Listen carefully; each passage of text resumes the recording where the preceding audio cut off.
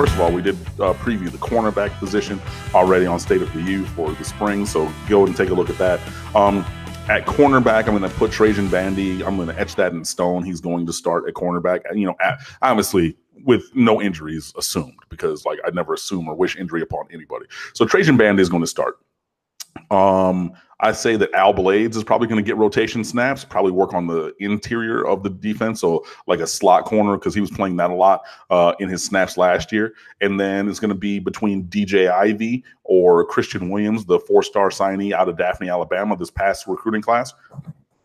Excuse me. To see time on the outside. And yeah, maybe a Nigel Bethel, obviously, who's a redshirt freshman. He's a very fast player from Miami Northwestern, who is a developmental guy, but, you have a year 4 development. So somebody's going to have to step up there, whether it's any of those last, 4 guys, Blades or Ivy or Christian Williams, to Corey Couch, who's another 4-star signing this last year. Some of those guys are going to have to step up. I'm not exactly sure whom, but that's the list. At safety, Miami has 3 NFL players. You've got Gervin Hall, Amari Carter, and Bubba Bolden transferring in from USC. Those guys are going to play. I don't care. Work it out. I'm not married to any 2 of them, but this is like years ago when Miami had Rayshon Jenkins, Jamal Carter, and who's the third one?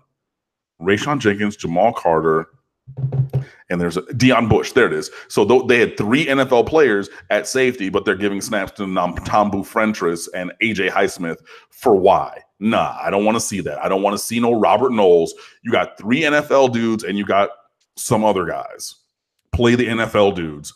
I don't, whoever wins those 2 jobs, but you got those guys. So, 2 of those 3, and then obviously rotating in the third, because I think that Gervin Hall is going to take a leap coming into his sophomore year. Amari Carter is a junior. It's about time that, he was behind Redwine and Johnson, so you're not really going to take away the 2 best safeties off the field, or anything like that. So, yeah, between Bandy for sure, 2 of the Hall, Bolden, and Carter trio, and then filling in, the Blades, Williams, Couch, Ivy, group. I think that's what the secondary rotation is going to be like. And then, we ride from there. But I think that, all of those guys are going to be able to step up. And it's been proven that Ephraim Bonda can coach safeties and Mike Rumpf can coach cornerbacks. So I'm not sure of the names we're going to play, but they're going to be good. Did we already get a decision on Tate Martell? I don't believe so.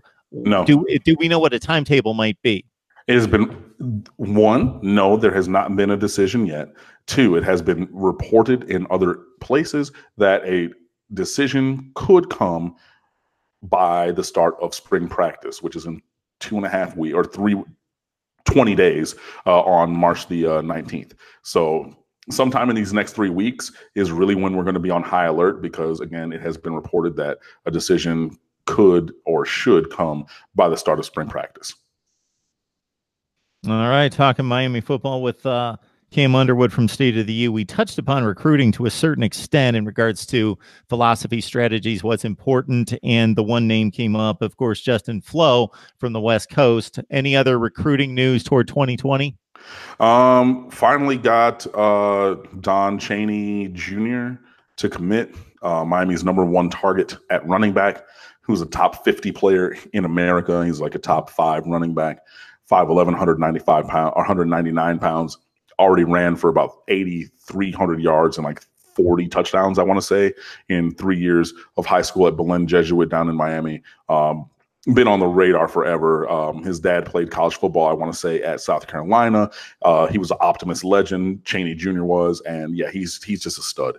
And he's going to lock it down. He's not taking any other visits. He's going to be Lorenzo Lingard or DJ Dallas and start recruiting for Miami, be one of the vocal ambassadors for this class, excuse me. And he's really, really good. So that's a great thing. Otherwise, apart from that on recruiting, I'm starting my look ahead to, well, not look ahead anymore, but look at the 2020 recruiting class. So I already looked at the numbers and needs for this class. Apart from that, we profiled all of the, or reintroduced to the people, the 2020 recruits, because most people don't look to the years in ahead, you know, for those recruits.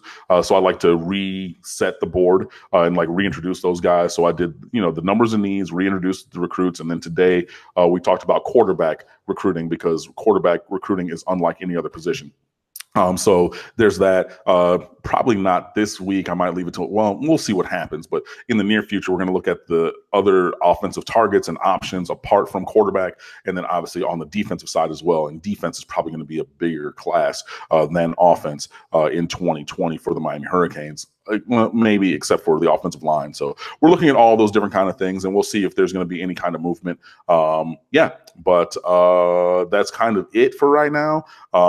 We'll see some unofficial visits start to pop up. I know that there's a big 7-on-7 tournament in Miami this weekend. So I know that there's a team from or a couple teams from Louisiana, like the Bootleggers, and another team, that always has elite kids. They're probably going to come down, take unofficial visits. There's other, things like that. So like I said, once guys set foot on campus, then things can maybe start spinning. So we'll see what happens. But, recruiting never sleeps, and you always got to be recruiting. So there's going to be more stuff in the future, even though I don't have necessarily a crystal ball to tell you what that is and when that's going to be. But, that will be forthcoming.